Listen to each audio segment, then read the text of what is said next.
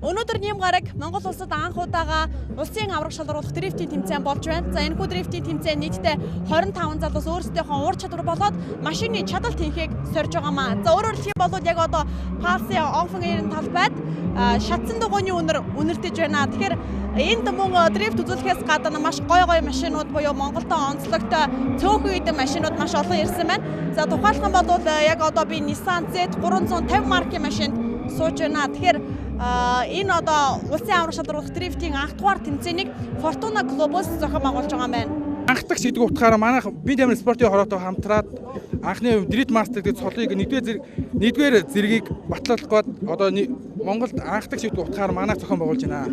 Шангилын самбаа нэгдүгээр байранд орсон хүмүүс маань спортын дрифт мастер нэгдүгээр зэрэг мөнгөний шагналын хамт бас байгаа. Хоёрдугаар байранд орсон бас мөнгөний шагналын хамт медаль. Юуны өмнө хэлэхэд энэ зам маань бол ерөнхийдөө бол яг стандартаас бол жоохон жижиг байгаа. Тийм учраас бид нар бол одоо яг үндсэн 3 зүйл дээр бид нэр анхаарай гэж ярьсан. Нэгдүгээр та хурд байгаа, та барьж байгаа өнцөг байгаа. Тэгээд яг өөрийн тэр одоо юу вэ? Одоо чадвар. Тэгэхээр энэ удаагт бол бид нар бол голцоо бол өнцөг чадвар дээр илүү анхаарч байгаа. Тэмцээн 5 цаг гэрээтэй үргэлжилж ялагчаа тодруулсан юм а. 1-р байранд V6 клубын зурагт сайхан, 2-дугаарт Fortuna клубын Оргил, 3-дугаарт Оба клубын Оюнбаатар нар орлоо.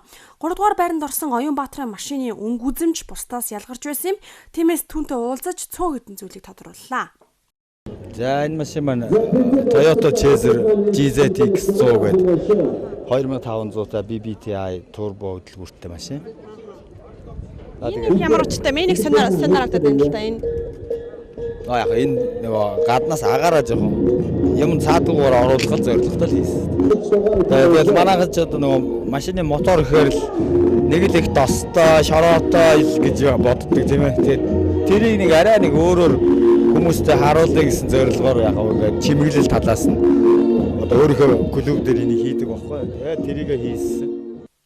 Тэмцээнд оролцогчдоос хамгийн бага нь 14 настай хүү байлаа. Тэрээр 2 удаа дрифт хийж үзсэн ч тэмцээнд амжилттай оролцож үзэгчдэд гинтийн мэлэг барьсан юм а. Оржиг дээр нэг ганц удаа билж ийсэн. Тэг өмнө нэг ганц удаа бас нэг хийж ийсэн. Сая дрифтээс ямар санагдчих вэ? Гоё л. Маш гоёсэн. Айс нөө. Айгаг. Дрифт буюу машины шарвалт шатсан дугуйны үнэр Монголд үнэртээд 3-4 жилийн өмнө үзэж байна. Мэргэжлийн түвшинд хүрэх арай болоогүй. Дрифтийн зориултын талбай хэрэгсэл байхгүй ч манай залуус чадварлаг байна гэж шүүгчдийн бүрэлдэхүүн хэлж байлаа. Дараагийн дрифт эх сарын 8-ны өдөр зохиогдно. Шууд Бодортой амьд аллаа.